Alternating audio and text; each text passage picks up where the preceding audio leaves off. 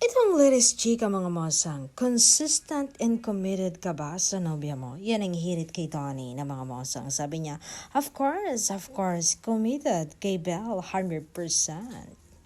Minsan, mas nakaka-attract ang lalaki kapag consistent no? At tapat kaysa sa flashy at magaling makisama sa maraming tao. Sa dulo ang tunay na love at respect ay para sa taong committed sa'yo.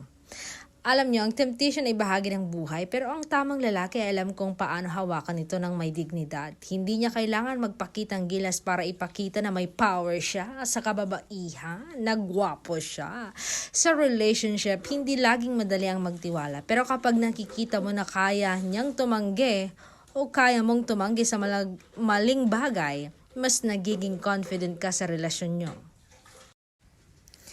And lalaki man o babae yan, ang self-control at respeto ay universal. Kung kaya niyang igalang ang sarili at ang partner niya, iyon ang tunay na astig. Minsan kailangan mo lang maging mapanuri at obserbahan kung paano siya kumikilos sa labas at social situation.